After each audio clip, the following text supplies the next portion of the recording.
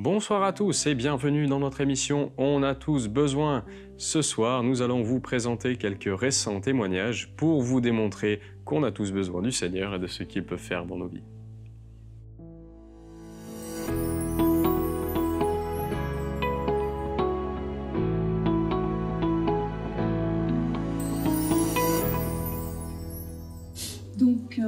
Moi je m'appelle Delphine, comme on vient de vous le dire. Personne ne me connaît parce qu'avec ma maman, on vient des Hautes-Alpes, de Gap. Donc c'est un petit peu loin, mais à vol d'oiseau, c'est vite fait. Et en fait, ce matin, je voulais témoigner parce qu'il y a 4 ans maintenant, j'ai traversé une épreuve extrêmement difficile.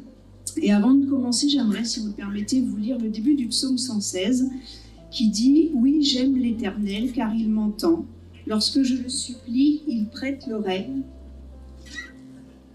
Je l'invoquerai donc tous les jours de ma vie. Les pièges de la mort m'avaient enveloppé, les terreurs du séjour des morts m'avaient déjà saisi et j'étais accablé de tristesse et d'angoisse. Alors j'ai appelé l'Éternel au secours. Je t'en prie, Éternel, viens me sauver la vie. L'Éternel nous fait grâce et notre Dieu est juste, il est plein de bonté. L'Éternel garde ceux qui sont sans détour et c'est lui qui m'a sauvé quand j'étais misérable. » J'ai mes petites notes, même si je connais l'histoire, mais bon. Il y a donc 3 ans, en mai, on m'a diagnostiqué un cancer ovarien à cellules claires. Pour eux, c'est le cancer le plus grave des cancers ovariens parce qu'il est très rapide et il se propage un peu de partout. Donc, j'ai dû me faire opérer en juillet de la même année. Je suis allée sur Marseille dans un très grand centre pour cancéreux. Et là, on m'a fait la totale, ce qu'ils appellent, on m'a tout retiré, plus, on m'a enlevé une chaîne de ganglions, on m'a retiré une protection des intestins, on m'a fait un curage, enfin voilà. On m'a tout bien nettoyé. Et la deuxième... Ah, merci, c'est gentil. C'est plus pratique. Voilà. Donc ça, c'était la deuxième intervention, parce que j'en avais déjà eu une avant, et la première, on m'avait retiré une masse qui avait la taille d'une pastèque, en fait. Donc, une fois que cette grande opération a été faite, 2 semaines après, je devais retourner voir le chirurgien pour une consultation post-opératoire, pour avoir les résultats, parce qu'à chaque fois, tout part en analyse. Et comme il était extrêmement virulent, on avait peur que le reste ait été touché. Et puis, je suis arrivée devant ce chirurgien qui n'était pas très bavard, et j'avais le cœur qui palpitait à une vitesse folle. Et il m'a juste dit une phrase, mais c'est une phrase qui a tout changé. Il m'a dit « Tout ce qui a été retiré était sain ». Donc ça a déjà été, merci Seigneur, une première étape. Mais je souffrais terriblement quand je suis sortie de cette opération, comme j'avais jamais souffert de ma vie.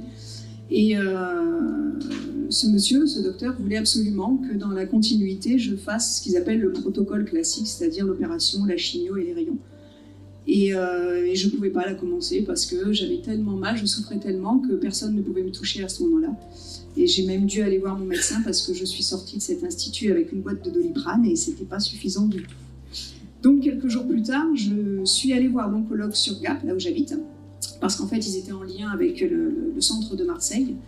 Et là, elle m'a expliqué pendant plus d'1 heure, elle a beaucoup parlé, surtout elle, moi je ne disais pas grand-chose, ce qu'il fallait avoir à faire, le protocole qu'il fallait suivre en fait, il fallait faire ça, et puis après on fera comme ça et comme ça, enfin c'était très très lourd. Et avant de partir, ma maman lui a posé juste une question. Et elle lui a juste demandé, vous pouvez nous assurer qu'avec ce lourd traitement que vous mettez en place, ça va éliminer les résidus de la maladie, parce que pour eux, il y avait encore des trucs qui étaient restés. Et sa réponse, elle nous a scié en deux, elle nous a dit « je ne peux pas vous le confirmer, on le fait parce que c'est comme ça, c'est le protocole, c'est statistique, mais statistiquement, il y aurait peut-être 90% des gens qui feraient ce traitement pour ce cancer qui n'en auraient pas besoin. » Et moi, avant d'aller la voir, j'avais prié le Seigneur parce que j'avais dit « Seigneur, j'ai déjà été opérée, ça a déjà été extrêmement lourd, mais je ne veux pas encore en plus avoir à faire ce traitement qui est extrêmement compliqué. » Et je l'écoutais parler et je me disais, mais Seigneur, j'ai pas ma réponse, je peux pas partir sans que j'ai entendu quelque chose. Et j'avais tellement peur de passer à côté. Et quand elle m'a eu dit ça, je me suis dit, non, c'est bon, j'ai ma réponse. Donc je lui ai demandé 1 mois de réflexion quand même, pour pas faire n'importe quoi. Et pendant ce temps-là, avec ma maman, qui est chrétienne depuis 31 ans et qui prie pour moi depuis, parce que ça n'a fait que 4 ans que j'ai donné ma vie au Seigneur, donc comme quoi il faut persévérer, ça fonctionne. j'ai donc attendu un mois parce que je ne voulais pas faire n'importe quoi. On a énormément prié. Et puis le Seigneur m'a dit, ben voilà, tu as eu ta réponse en fait. Donc je suis retournée la voir et je lui ai dit, contre son avis médical, et elle n'était pas extrêmement réjouie, que je refusais cette thérapie en fait. Et elle a essayé 1001 reprises de m'en dissuader, mais je suis restée sur mon idée parce que j'ai voulu faire un pas de foi.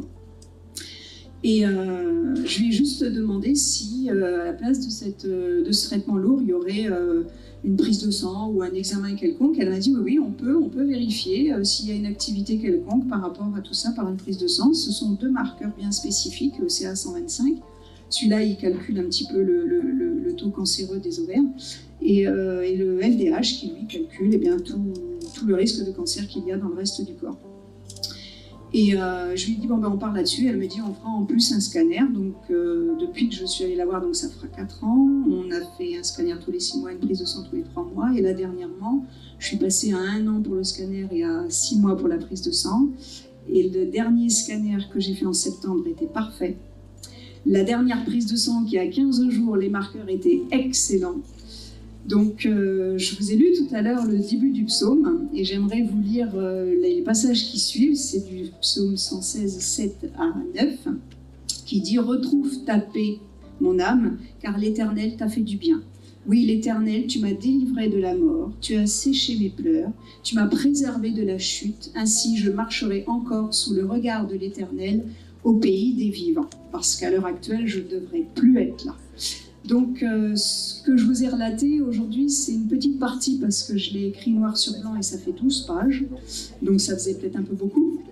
Donc, je suis passée par beaucoup de médecins, par beaucoup d'examens, par plusieurs hospitalisations pendant ces 3 ans. Et malgré tout ça, je savais que je ne vivais pas cette épreuve seule. Parce que Dieu était là et est toujours là, et il est là avec moi à chaque rendez-vous, à chaque résultat, et lorsqu'on lui remet sa vie entre les mains, eh ben, il ne nous abandonne jamais. Donc aujourd'hui, je veux vraiment que la gloire lui soit rendue, et merci, Amen.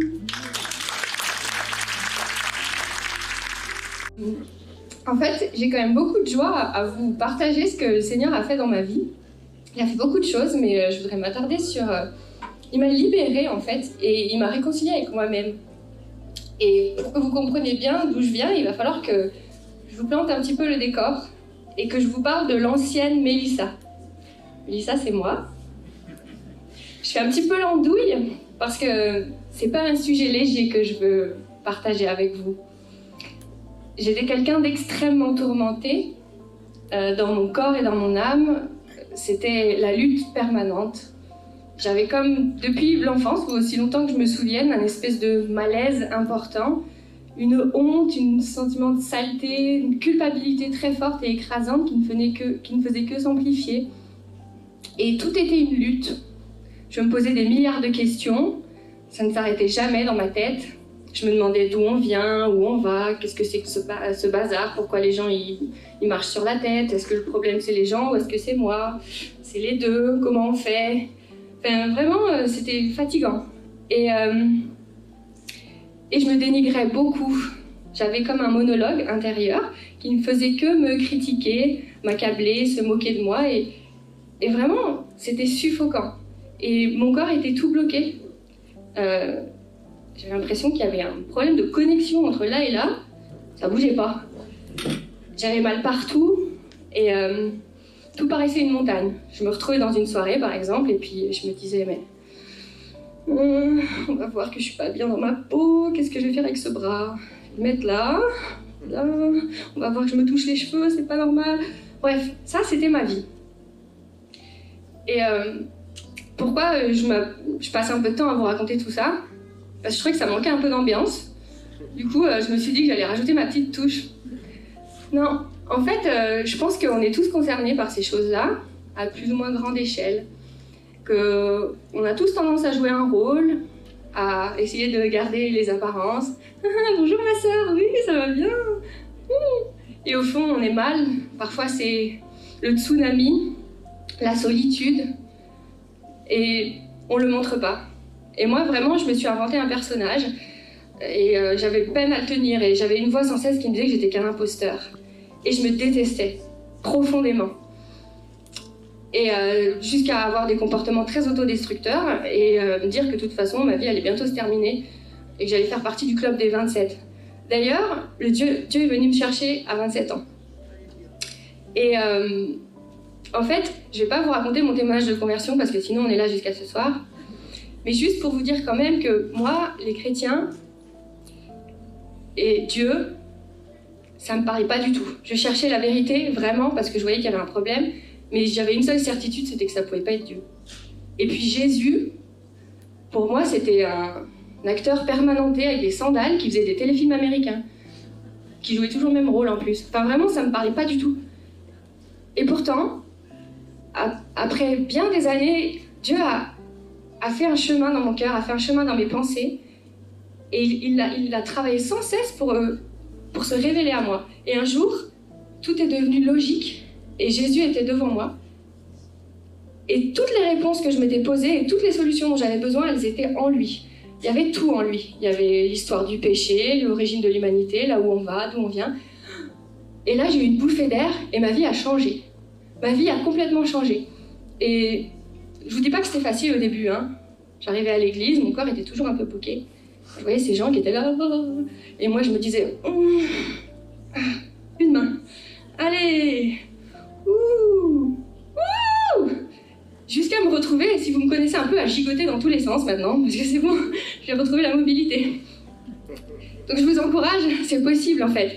Et tout ça, tout ce que je vous raconte là, pourquoi ? Pour vous dire qu'en fait, aujourd'hui, je me kiffe.